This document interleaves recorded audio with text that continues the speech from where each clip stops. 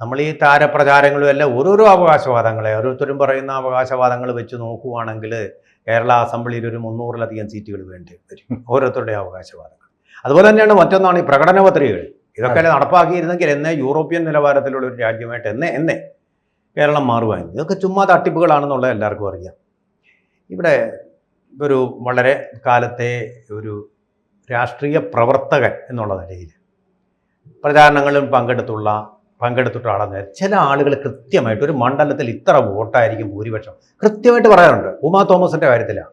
അവിടുത്തെ ഉമാ തോമസിന് വേണ്ടി പ്രവർത്തിച്ച ഒരാൾ കൃത്യമായിട്ട് 28,000 ചിലപ്പോഴൊക്കെ കണക്കുകൾ കൃത്യമാണ്. അങ്ങനെ വല്ല കണക്കൂട്ടലുകളും സാറിനുണ്ടോ? ഈ സീറ്റുകളുടെ കാര്യത്തിൽ ഇത്തവണ നോക്കിയാൽ ഒരു 85 സീറ്റ് UDFന് എങ്ങനെ പോയാലും ഏറ്റവും കുറഞ്ഞത് ഒരു 85 സീറ്റ് വരെ കിട്ടാനുള്ള സാധ്യതകളാണ് ഞാൻ അതിൽ കാണുന്നത്. അത് ഇപ്പോഴത്തെ സാറിന്റെ സ്വപ്നമാണോ അതല്ല, ഞാനൊരു സത്യസന്ധമായ ഒരു യാഥാർത്ഥ്യബോധത്തോടു കൂടിയുള്ള ഒരു ഇതാണ്. കാരണം നമ്മൾ മെയ് 4-ന് സാറിനെ ചർച്ചയ്ക്ക് വിളിക്കും. തീർച്ചയായിട്ടും ഈ റിസൾട്ട് എന്തായാലും നമുക്ക് ചർച്ച ചെയ്യാം. ഇപ്പോൾ 42 സീറ്റാണ് ഉള്ളത് UDFൽ. അതിന്റെ ഒരു ഇരട്ടി എന്നുള്ള കണക്കിലാണ്.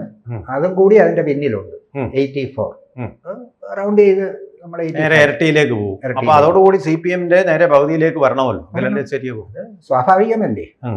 111 സീറ്റ് കിട്ടിയ UDF 1977 ആ മന്ത്രിസഭ പോലും 5 കൊല്ലം തികച്ചു പോയില്ല. ആന്റണി, കരുണാകരൻ, ആന്റണി, PK വാസുദേവൻ നായർ, CH മുഹമ്മദ് കോയ, 4 മുഖ്യമന്ത്രിമാർ. 111 സീറ്റുള്ള ഒരു മുന്നണി 5 കൊല്ലം തികയ്ക്കാതെ 4 മുഖ്യമന്ത്രിമാരും. അത് 77 വന്നത് 3 വർഷം കഴിഞ്ഞപ്പോൾ ആ മന്ത്രിസഭ പോയി, ആ നിയമസഭ പോയി. 80 പുതിയ രാഷ്ട്രീയ ബന്ധങ്ങൾ വന്നു. ഇടതുപക്ഷ ജനാധിപത്യ മുന്നണി, ആന്റണി കോൺഗ്രസും CPMുമായിട്ട് ചേർന്ന് നയനാർ മുഖ്യമന്ത്രിയായി.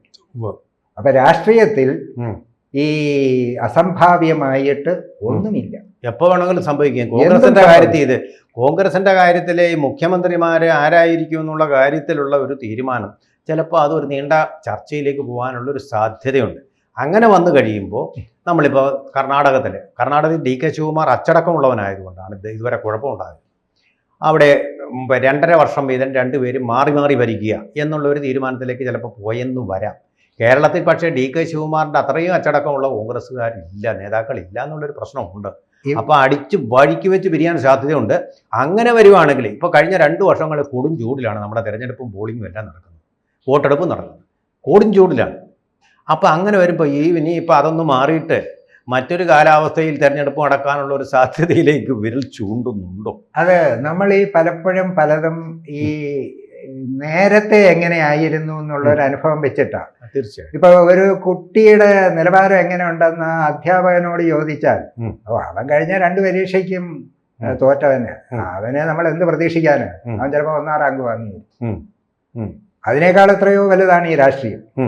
നമ്മളിപ്പോൾ ഈ പറഞ്ഞ ഈ ഒരു ഇത്, അതായത് മുഖ്യമന്ത്രിക്ക് വേണ്ടി തമ്മിലടിച്ച് യാദവകുലം പോലെ ആയി പോകുമെന്നുള്ള ഒരു പ്രചരണം, ഒരു ശൈലി കേരളത്തിൽ കോൺഗ്രസിനെതിരെ വ്യാപകമാണ്. അങ്ങനെ ഏതെങ്കിലും ഒരു സംഭവം കേരളത്തിൽ നടന്നതായി കാണിച്ചു തരാൻ പറ്റുമോ? മുഖ്യമന്ത്രി പദത്തിന് വേണ്ടിയിട്ടുള്ള തർക്കത്തിന്റെ പേര് അതുണ്ടായിട്ടുണ്ടല്ലോ എന്നാണ്. രമേശ് ചെന്നിത്തലയും അതുപോലെ തന്നെ മുഖ്യമന്ത്രി ഉമ്മൻചാണ്ടിയും തമ്മിലുള്ള വലിയ, ഇപ്പം ഉമ്മൻചാണ്ടിയെ ആണെങ്കിൽ രമേശ് ചെന്നിത്തല അടുത്ത് ചെന്നപ്പോൾ ചിരിക്കാതെ പോലും വരുന്നു. ഭൂരിപക്ഷം വളരെ ഗണ്യമായിട്ട് കുറഞ്ഞു ആ ഒരു പ്രശ്നത്തിന്റെ പേരില്. നമ്മള് ഈ പറഞ്ഞതുപോലെയാണ്. എന്നിട്ട് പിന്നെ തിരുവഞ്ചൂരിന്റെ ആഭ്യന്തര വകുപ്പ് മാറ്റി രമേശ് ചെന്നിത്തലയ്ക്ക് കൊടുത്തു. NSSന്റെ ഒരു താല്പര്യപ്രകാരം എന്ന് പറയുന്നു. എന്തും ആയിക്കോട്ടെ. അത് കഴിഞ്ഞിട്ട് രമേശ് ചെന്നിത്തല പോയി തിരുവഞ്ചൂരിനെ കണ്ടിട്ട് ലോഹ്യം പറയാൻ ചെന്നപ്പോൾ എൻ്റെ അടുത്ത് ഈ നാടകമൊന്നും വേണ്ടെന്ന് ആളുകൾ കേൾക്കാ പറയുന്നത് ഞാൻ കേട്ടതാ. അങ്ങനെ പറഞ്ഞിട്ടുണ്ട്.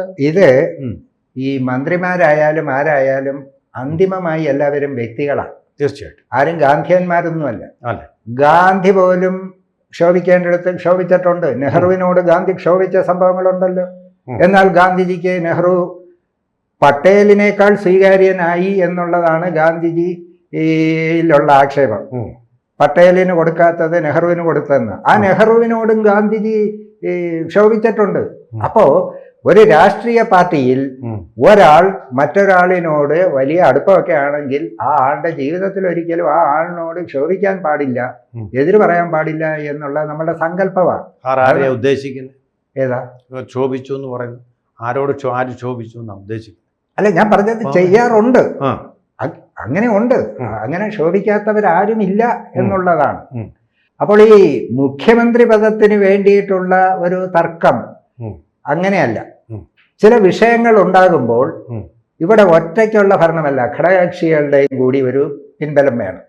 അപ്പൊ കരുണാകരൻ മുഖ്യമന്ത്രിയായിരുന്ന സമയത്ത് ഘടകകക്ഷികളിൽ ചിലരുടെയും കൂടി അഭിപ്രായം കണക്കിലെടുത്തുകൊണ്ട് ശ്രീ കരുണാകരന് പകരം ശ്രീ AK ആന്റണി ഇവിടെ മുഖ്യമന്ത്രിയായിട്ടുണ്ട്. ആന്റണി മുഖ്യമന്ത്രി പദം ചോദിച്ച് പിടിച്ചു വാങ്ങിയതാണെന്ന് ആരെങ്കിലും പറയൂ? അല്ല, ഒരിക്കലും അല്ല. അദ്ദേഹത്തിനോട് പറഞ്ഞത് അന്ന് ഹൈക്കമാൻഡ് പ്രതിനിധി പറഞ്ഞത് അനുസരിക്കൂ അല്ലെങ്കിൽ ഇത് രാജ്ഞിയാണെന്നാണ്. കാരണം അദ്ദേഹത്തിന് താല്പര്യം തരില്ല. ചാർട്ടേഡ് ഫ്ലൈറ്റ്, ഹെലികോപ്റ്ററോ ഫ്ലൈറ്റോ എന്തോ വെച്ചിട്ട് മര്യാദയ്ക്ക് പോയി ചാർജ് എടുക്കാനോ അല്ലെങ്കിൽ ഇത് രാജ്ഞിയാണ്. ആരാ പറഞ്ഞത്? തമിഴ്നാട്ടിൽ നിന്നുള്ള കോൺഗ്രസ് നേതാവാ കേരളത്തിന്റെ ചുമതല അദ്ദേഹത്തിനായിരുന്നു. അപ്പൊ നോക്കൂ, ഒരാള് മുഖ്യമന്ത്രി ആകാൻ വരുന്നത് ഈ പറഞ്ഞ രീതിയിൽ അന്ത്യശാസനം കൊടുത്താണ് വരുന്നത്. പക്ഷെ നമ്മൾക്കിവിടെ അതിനെ ചിത്രീകരിക്കാവുന്നത് എങ്ങനെയാ? ആന്റണി മുഖ്യമന്ത്രി പദത്തിന് വേണ്ടി, അതിപ്പോ ആന്റണി ആയെന്നുള്ളത് കൊണ്ട് വിശ്വസിക്കില്ല എന്ന് വേണേ പറയാം, വേറൊരു പേര് പറഞ്ഞാൽ വിശ്വസിക്കുകയും ചെയ്യും. അപ്പൊ അതുകൊണ്ട് ഒരു പാർട്ടി, ഒരു മുന്നണി ഒക്കെ വരുമ്പോൾ സ്വാഭാവികമായി അത്തരം ചർച്ചകൾ ഉണ്ടാകുന്നത് ഞാൻ പറയുന്നത് നല്ലതാണ്. ആഭ്യന്തര ജനാധിപത്യമാണ്. ഇവിടെ ഇപ്പോൾ 2 തവണ 10 കൊല്ലം പിണറായി വിജയൻ മുഖ്യമന്ത്രി ആയില്ലേ? ഇനി ആ ശൈല ടീച്ചറിനെ നമ്മൾക്കൊന്ന് മുഖ്യമന്ത്രി ആക്കിക്കൂടെ എന്ന് ചോദിക്കാൻ നട്ടലുള്ള ഒരൊറ്റ കമ്മ്യൂണിസ്റ്റ് അതിനകത്തുണ്ടോ? അതിന് നിങ്ങൾ സമ്മതിക്കുകയല്ലോ. CPM-ന് ജയിച്ചെങ്കിലല്ലേ അവര് മുഖ്യമന്ത്രി. അതെ, ഞാൻ പറയുന്നത് ഈ പ്രാവശ്യം തന്നെ പിണറായി 3-0 എന്ന് പറയുന്നതിന് പകരം LDF 3-0 എന്ന് പറയണമെന്ന് പറയാനുള്ള നാട്ടെല്ലാർക്കെങ്കിലും ഉണ്ടോ? ഞാൻ ഒരു ഭേദഗതി വരുത്താം. ഇല്ലല്ലോ.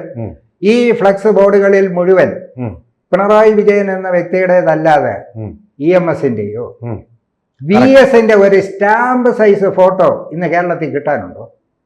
മ്യൂസിയത്തിൽ എവിടെയെങ്കിലും പോയി തപ്പേണ്ടി വരും. തീർച്ചയായിട്ടും. ശബരിമല ശാസ്താവിനേക്കാൾ വലിയ പടവും കട്ടൗട്ടും ശബരിമലയിൽ അദ്ദേഹം.